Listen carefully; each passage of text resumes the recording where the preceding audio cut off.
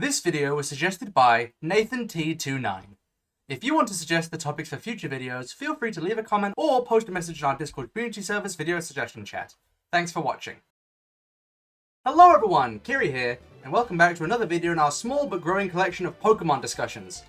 I've got some other fun ideas for future Pokemon discussions, but for now, let's stay focused on today's topic, that being everything to do with the Synchro Machine from the new Indigo Disc DLC from Pokemon Scarlet and Violet. Today, we'll be discussing what it is, what it does, and how it works with real-world science. Without further ado, let's get right into it. It's hero time! So to begin with, let's give a bit of context for anybody unaware. The Synchro Machine is a device introduced in the latest Pokemon DLC expansion, and it essentially allows you to take over the body of one of your captured Pokemon, either to farm XP quickly, pick up items in the environment, etc. Today, we're going to be dissecting how this device could actually work, aiming to explain how the Synchro Machine allows a trainer to take over the body of a Pokemon and freely control it. So, to get right into the explanation, let's start by going over how we humans control our own bodies. In your body, there's a system known as the nervous system, made up of all the nerves in your body. Nerves are connected to the brain and act as a command line of sorts. When your brain wants to move parts of the body, it fires off something known as a neuron. This neuron travels along the nervous system, let's say to the arm in this case, and basically commands your muscles to flex or contract in whatever way necessary to carry out the desired movement.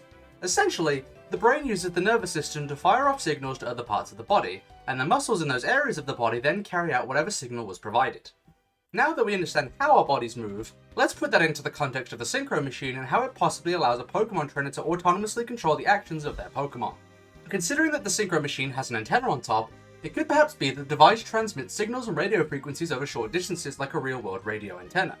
But instead of broadcasting audio that can be heard, it instead broadcasts the electrical signals produced by the brain of the trainer.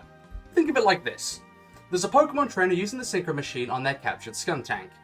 The trainer wants to turn their head to the left, so their brain fires off neurons that would make their neck muscles turn to the left. But at the same time, the Synchro Machine copies and broadcasts this neuron signal to the brain of the Skuntank, thus forcing the Skuntank's brain to fire off the same neurons and therefore carry out the same action, thus meaning that both the Pokemon and the trainer carry out the same movement at the same time in synchronicity, or perhaps making the Pokemon carry out the movement in the trainer's place. Considering that the Synchro Machine also has the built-in monitor, it could also be that the device is able to display whatever visual information a Pokemon is seeing back to its synchronized trainer. Considering that visual information gained from the eyes is transferred as electrical signals directly to the brain via something known as the optic nerve, it could be that the Synchro Machine picks up on such electrical signals and then broadcasts them on the monitor, showing the trainer what their Pokemon is seeing as if they were looking at it with their own eyes. Essentially, the Synchro Machine is able to replicate the neuron signals of the trainer's brain and relay them to the desired Pokemon in order to make them carry out the required movements.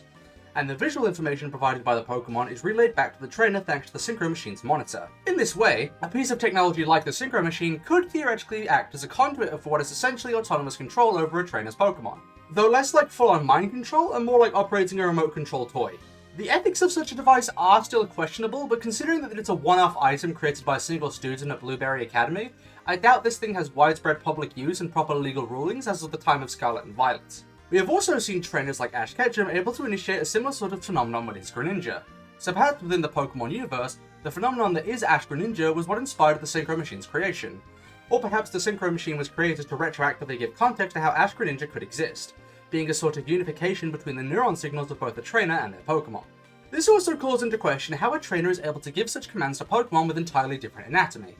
After all, how does a trainer use the Synchro Machine to tell their love disc to clap its hands together if a love disc has no hands to clap whatsoever?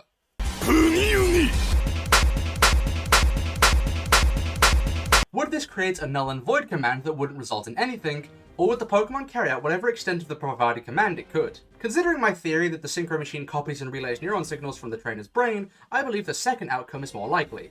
Take Stinkfly from Ben 10. We've seen that when Ben is in his Lepidopteran form, he's able to use his tail with ease. However, when he transforms back into his human form, his tail is replaced by one of his legs, implying that whatever neuron commands are required to move his tail are at least comparable to those required to move his legs. In this same way, perhaps if you told a Pokemon without legs to try and walk around with the Synchro Machine, it would simply translate into whatever was most compatible for that Pokemon, being flapping its wings, swimming, teleporting, etc. Or perhaps such commands would break the synchronicity connection entirely, as the given command would be impossible to carry out. But with all that said, that's the best idea I've got for the scientific functionality behind the Synchro Machine from Pokemon Scarlet and Violet.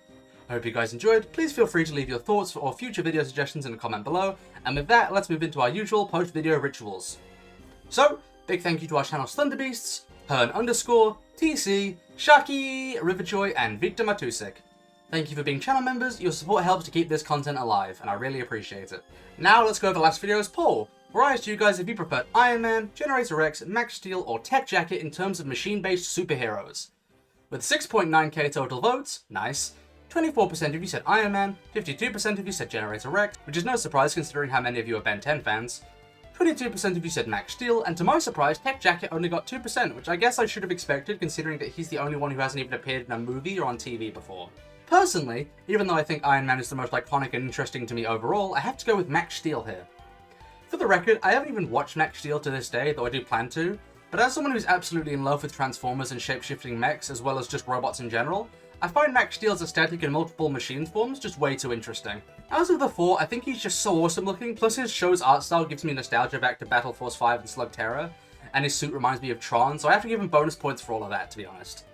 So, for guessing that my favourite was Max Steel, let's now give a big shout out to Leon Dyer 3855, Raven Shadow YT, Agast Yadubi 7133, Lightning Gamer DT449, Stalkus, The DA, Earthman XD Fire, Mahogany Donut 6082, Red Requiem, 55 Diamond 47, Shiop 874, XGPPG 268, Cranko Moofs, Rage of Infinity 2032, Nathan T29, who suggested this video, and Desmond Domea 3062.